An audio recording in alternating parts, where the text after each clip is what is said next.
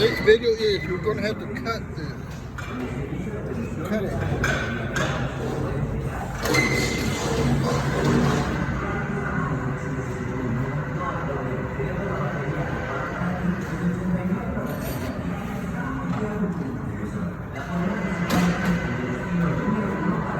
We're going to cut this short, and look how thick it is.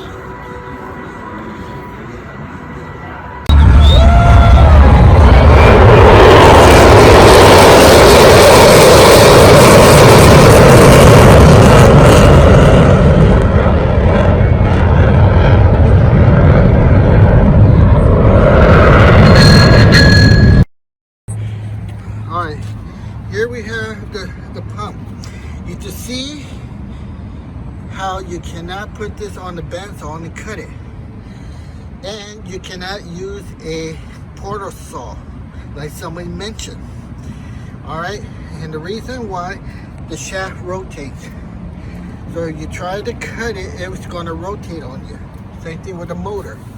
Now, these two have to be in line, or else the pulley belts will not line up. Okay, now your shaft on both of them, they are hard. If you saw the sparks, you can see it contains very little carbon. These shafts are also heat treated. It's what's called a case-hardened. It's about a 1/16. So if you apply any kind of bandsaw blade on there, even the bimetals, it would be very hard and you would damage that blade before it even did a little scratch. Alright? So the other question was, why don't you order it like that? They don't come special order like that. The shaft comes the way it comes. The pump comes from Italy. Okay? This is a special length that the customer required, because where this pump unit is going to go in their area, it's very small. So this is customizable to their requirements. It's why it had to be cut. Access. So it's not that it was ordered wrong. It's special for the customer. All right, the requirements for the customer. All right, I hope I answered those two questions for you right there, why they were cut the way they're cut. And you can see the finish, nice and flat, and they're in line, so the belts will line up straight. And also, you can see the plumbing up here. Why this has to be straight, and you cannot slide it. If you don't say, why don't you slide it? The plumbing would not line up. You can see the plumbing would not line up if you slide it more here. So that's why the shaft had to be cut. Alright, here we have the bandsaw. You see there. You see how the setup and the maximum clamping area. Let's start out with the blade. This is a bimetal blade. It's very expensive. They sell it by the circumference. That's about $110–120 blade. Again, this will be the clamping. You cannot clamp that motor here. You cannot clamp the pump here, because it's not stable and the shaft rotates. Okay, same thing with your porter cutter bandsaw, the portable one. Somebody mentioned, why don't you cut it with that?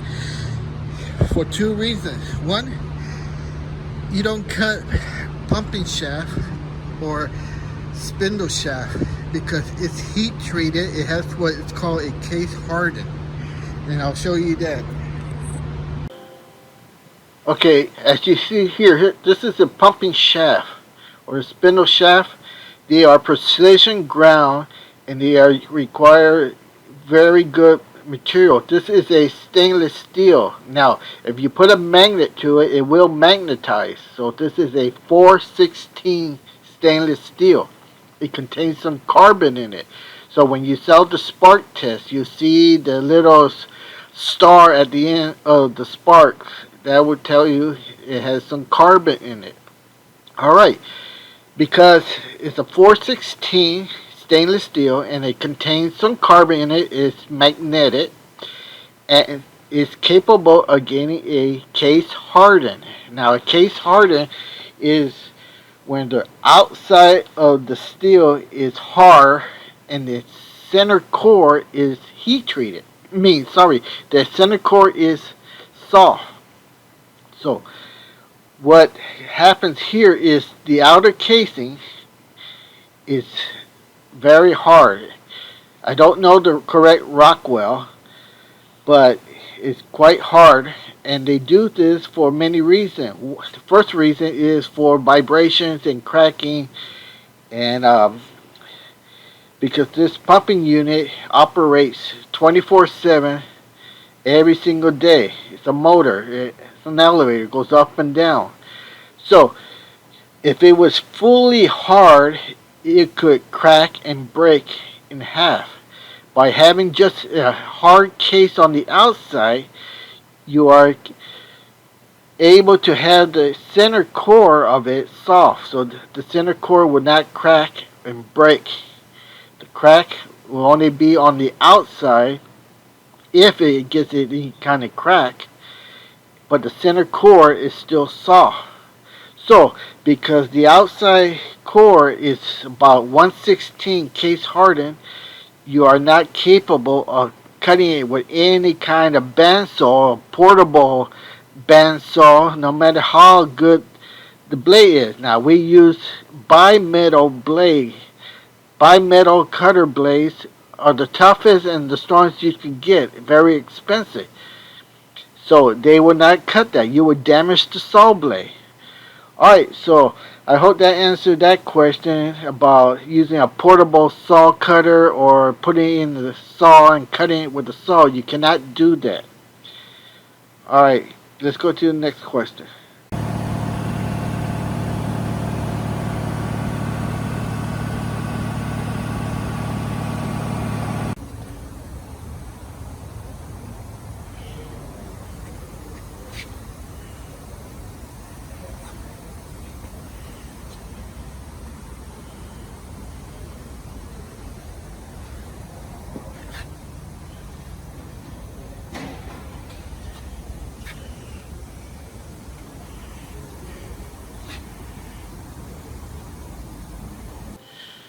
Alright, Greg wanted to know, did I order the wrong motor and pumps? Why do we have to cut it? Alright, what happened is the customer ordered 2 of these pumps units. They're called dry pumps.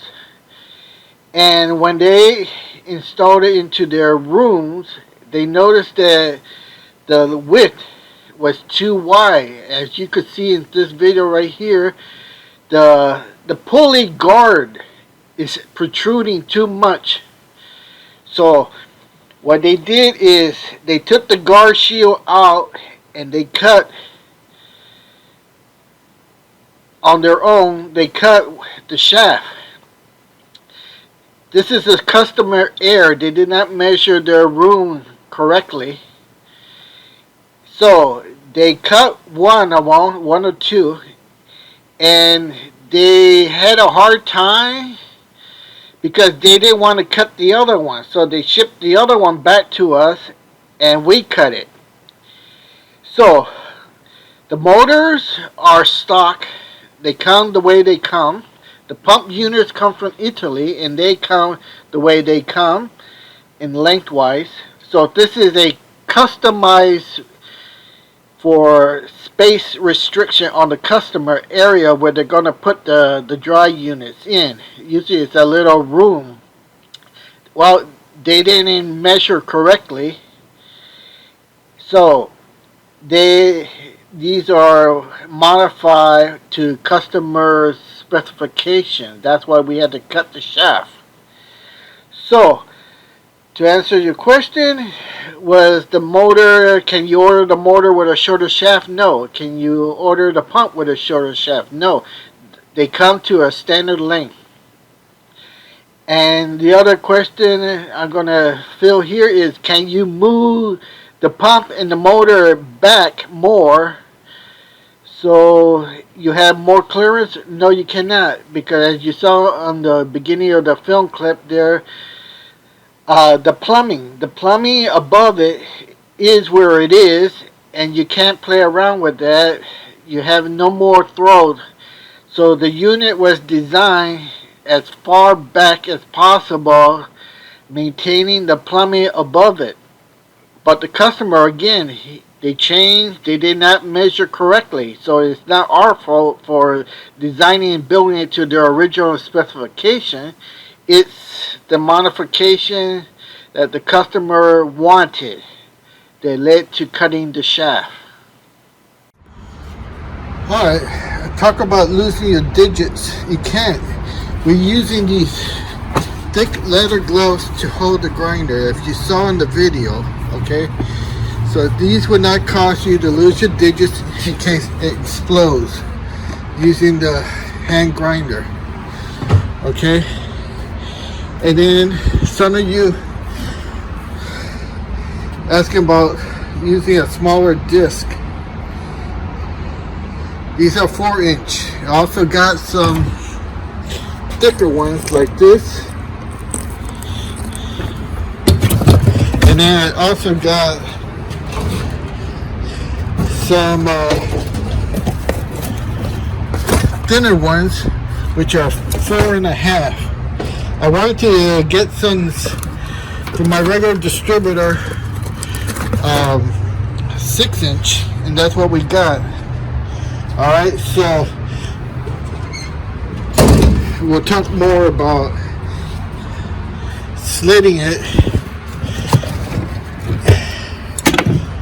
There's one guy who mentioned to do it at an angle. Well, you can't do that at an angle, because the reason why the slitting saw will explode on you is because once you pinch it in there and if you twist it, there's where it causes it to explode. But if you keep it going straight, it will never explode on you. Alright, so that's the secret. You want to make that cut, you want to make it straight. You don't want to do it at an angle like this, like somebody suggested. That's wrong. That's how this thing will get pinched and explode, because you're causing the wheel to get caught and pinch between the two fingers like this, and then you twist it. That would cause it to explode. But if you keep it straight, it will never explode on you all day, forever. Doesn't matter using big ones like a 4-inch disc, 4.5, 5-inch, or a 6-inch. We use the 6-inch to cut that. Alright, so we'll go to the next one.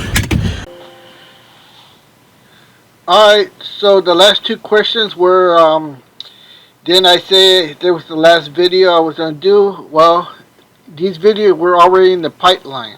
I already recorded them, so might as well use them. So that's why I put them in the shorts. Alright, and the last question is, why don't you rotate the shaft when you're cutting it? Well, by rotating it, you lose control and it will not cut straight, and you'll be fighting yourself with the friction. So it's not a good idea to have the shaft spinning while you're cutting it. And that's a good way to cause the grinding wheel to pinch and explode on you. So you don't want to do that. Alright, so I hope you guys enjoyed the videos with the explanation to your questions. I enjoy answering your questions.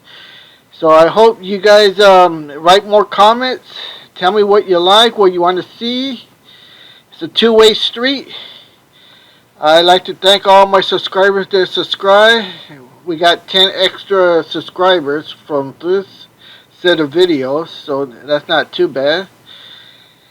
And thank you very much. Alright, hope you like this video and you hit the comment section and the thumbs up. Thank you. Now a word from our sponsor.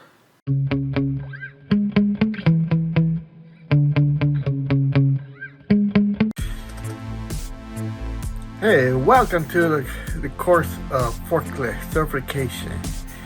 Getting your license to drive a forklift. So you want to drive a forklift for a living, all right? So number one item you need to keep in mind is safety. So you got your earplugs, and let's get our safety glasses on here. All right, so what you'll learn in this course is, if you want to think of it as the DMV written test, the same principle. There's a book that I would display, and I would go over all the details that you need to know.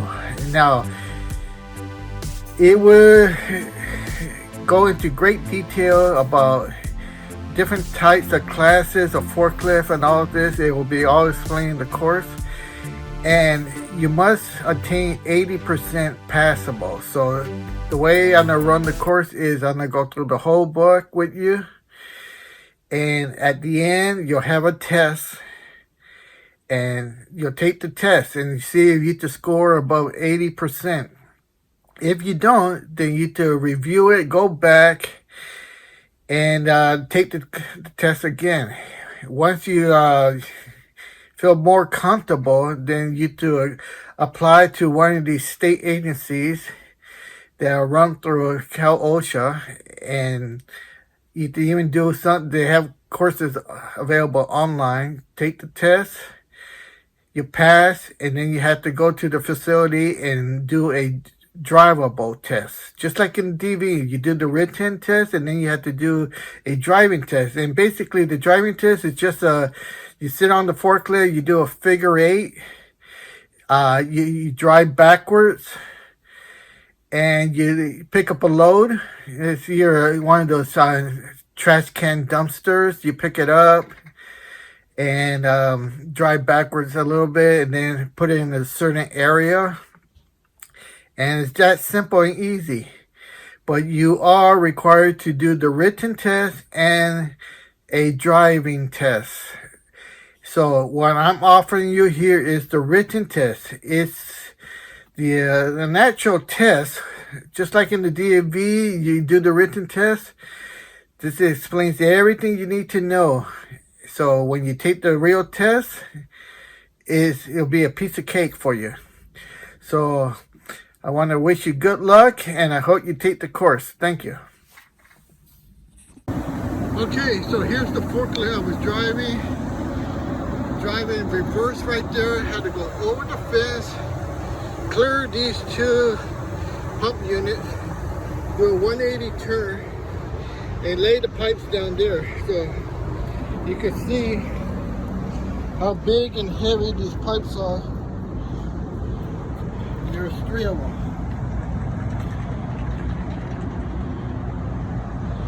And they were stacked on the truck. 2 on the bottom and 1 on top. So this is what the other guy was kind of sketchy, and he was struggling, and that's why I took over on the forklift to lay them down right here. So that's what you do. You don't sit there and watch the guy drop the load. You hop out. Help yourself get the job that you want, driving forklift. This book will help you so much.